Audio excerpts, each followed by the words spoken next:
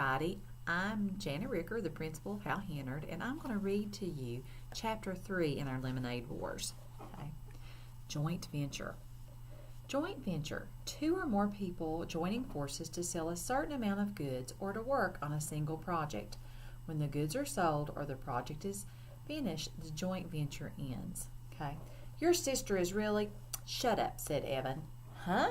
Just shut up. She's okay. She doesn't look. She's okay. So just shut up.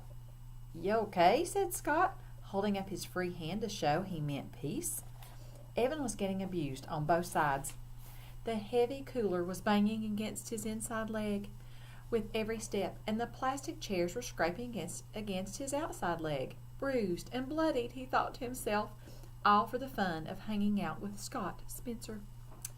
Why couldn't Jack have been home, or Ryan, and why did Adam have to be on the Cape this week? It stunk. How far are we walking? Grunted Scott. Just to the corner. Evan watched as drops of sweat fell off his face and landed on the hot sidewalk. We should have stayed in the driveway. It was shaded. The corner's better. Trust me, said Evan. He remembered when Jessie had said the same words to him last summer. They were setting up a lemonade stand together, and Evan had been grumbling about dragging the cooler across the street and down two houses just like Scott. But Jessie had insisted. There's sidewalk on this side, she said, so we'll get the foot traffic coming in both directions, and people and cars coming around the curve will have time to see us and slow down. Besides, there are a bunch of little kids on the side street, and their mothers won't want them crossing Damon Road. The corner's better. Trust me. And she was right. They made a ton of money that afternoon. It took 10 seconds to set up the lemonade stand. Evan unfolded the chairs and set one on each side of the cooler. Scott tilted the sign toward the street for maximum effect. Then they both sat down. Man, is it hot, said Evan. He took off his baseball cap and wiped the sweat from his face with his shirt. Then he grabbed an ice cube from the cooler, balanced it on his head, and stuck his hat back on. Yeah, said Scott, I'm thirsty. He reached into the paper bag and pulled out a cup. It was one of those large red plastic cups that vendors use at professional baseball games. Then Scott took one of the pitchers from the cooler and filled the cup to the brim with lemonade. Hey, not so much, said Evan, pouring himself a cup too, but only part way. He glugged down half of his drink. Not bad, he thought, though he noticed a dead fruit fly floating on the top. His mom had been battling a mad fruit fly infestation ever since the weather had turned really warm. The kitchen sink area where they kept their fruit bowl was dotted with tiny, feathery fruit fly corpses. Scott drained his cup and tossed it on the ground. Ah, he said, satisfied. That was good. I'm going to have another. Evan reached for his trash cup and stowed it under his seat. Nah, come on, Scott. You're going to drink all our profits if you do that. He stretched his legs out by putting his feet on top of the cooler. Just chill. I'm going to chill by having another cup, said Scott. There it was, that mean bite in Scott's voice. Evan's shoulders tensed up. Move your feet, said Scott. It's hot out here. Dude, Evan sat up expectantly and looked down the street. Hey, here comes our first customer. A mother pushing a double stroller came into view. At the same time, one of the kindergartners from down the street rode her bike up, noticed the sign, and quickly pedaled back to her house. Within 5 minutes, there was a small crowd of neighborhood kids and pedestrians buying lemonade from the stand. Evan let Scott handle all the money while he took care of the pouring and the sweet talk. That's what his mother called it when a salesperson chatted her up. Trust me, she told Evan and Jessie, buying something is only half about getting something. The other half is all about human contact. Mrs. Tresky knew about these things because she was a public relations consultant. She even written a booklet called 10 Bright Ideas to Light Up Your Sales for one of her clients. And Evan was like her. He was good at talking with people, even grown-ups. It was easy for him. So he kept the conversation flowing along with the lemonade. People hung around. Most of them bought a second cup before they left. Evan was so busy, he almost didn't notice Jessie flying out of the garage on her bike and riding down the street toward town. Good riddance, he thought, but at the same time he wondered where she was going. During a lull in business, Evan walked all around the stand picking up discarded plastic cups. Scott sat in his chair, jingling the coins in his pocket. Man, we're going to be so rich, said Scott. I bet we make $5 already. I bet we made 10. How much you think we made? Evan shrugged. He looked at the stack of used cups in his hands and counted the rims. 14. They'd saved 14 cups so far, and each cup of lemonade cost 50 cents. Evan heard Mrs. DeFazio's voice in his ear. Mrs. DeFazio had been his third-grade teacher, and she had done everything she could to help Evan with his math. If 1 cup of lemonade sells for 50 cents and you sell 14 cups of lemonade, how much money have you made? Word problems. Evan hated word problems. And this one was impossible anyway. He's pretty sure the right equation was 14 times 50. But how's he supposed to solve that? That was a double-digit multiplication. There was no way he could do a problem like that. And besides, some of those 14 people had bought refills but used the same cup. How many? Evan didn't know. Still, he knew that they'd made a pretty good amount of money. That estimate was close enough for him. How much do you think we could make if we sold it all? Asked Scott. I don't know, said Evan. Maybe $20? That sounded high even to him, but Evan was an optimist. Do you really think? Both boys looked in the cooler. 3 pitchers were empty. They only had half a pitcher left. You were pouring the cups too full, said Scott. You should have poured less in each one. You're the one who bought the huge plastic cups. You could fit a gallon in one of those, said Evan. Besides, I wasn't going to be chintzy. They're paying a whole $50 for it. They deserve a full cup. And anyway, we can just go home and make more. My mom has cans of lemonade in the freezer. So go home and make more, said Scott. Oh, yes, Your Majesty. Oh, High Commander, Your Infamousness. Why don't you go make it? 'Cause I'm chillin', said Scott, leaning back in his chair with a stupid grin on his face. Evan knew he was just joking, but this was exactly why he didn't like Scott.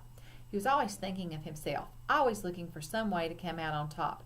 If they were playing knockout, Scott always came up with a new rule that helped him win. If they were doing an assignment together, Scott always figured out a way to divide it so he had less work to do. The kid was a weasel. No 2 ways about it. But everyone else was out of town. Evan didn't want to spend the day alone, and Jessie was on his poop list, as Mom called it when the dog did something he wasn't supposed to do. Evan might never play with Jessie again. Evan crossed the street and went into the house. He was surprised to find that there was no more cans of lemonade in the freezer. Wow, there had been so many this morning. Luckily, there was a can of grape juice in the freezer and a bottle of ginger ale in the fridge. It'll work, he thought. People just want a cold drink. They don't care if it's lemonade. He mixed up the grape juice at the sink. The fruit flies were more out of control than ever, thanks to the lemonade the boys had dribbled on the countertop. Evan swatted a couple, but most of them drifted out of his reach and settled on the fruit bowl. He wished his mother believed in chemical warfare. But Mrs. Tresky, it was all natural or nothing. Usually nothing. When he went back outside to the lemonade stand, Evan noticed that the last pitcher was turned upside down in the cooler. "Aw, come on, Scott," he said. "What? It was hot. And you said we could always make more." "Well, yeah. We didn't have as much in the house as I thought. I've got grape juice and ginger ale." "Ugh, I hate ginger ale," Scott said. "I wouldn't give you a penny for it." It turned out that a lot of people felt the same way. Business was definitely slower. The day got hotter, and the sun beat down on them so ferociously that it was easy to imagine the sidewalk cracking open and swallowing them whole. Fanning himself, Evan asked, "How much money do you think we could make?" "I don't know," said Scott, pushing his baseball cap down his eyes. "I mean, on a hot day like this," Evan said, silently adding the words, "or tomorrow, if we sold 8 pitchers of lemonade, what do you think we'd each make?" 8 pitchers? I don't know. Scott shook his head. His baseball cap face wagged back and forth. Too hot for math. And it's summer. Evan pulled the red pen out of his pocket and started to write on the palm of his hand. 8 times, ? 8 times 50? ? Divided by 2? That didn't seem right. Jessie would know. She'd do that math in a minute. Evan capped the pen and jammed it into his pocket. "But I bet it's a lot," said Evan. "I bet on a hot day like this we would actually make some real money in the lemonade business." "Yeah," said Scott. "Then we'd be rich. And I'd get an Xbox. The new one, with the dual controls." "I'd get an iPod," said Evan. He'd been saving for one for over a year. And every time he had some money put away, well, it just disappeared. Like the $10 from Grandma. She'd even written in her card, "Here's a little something to help you get that music thing you want."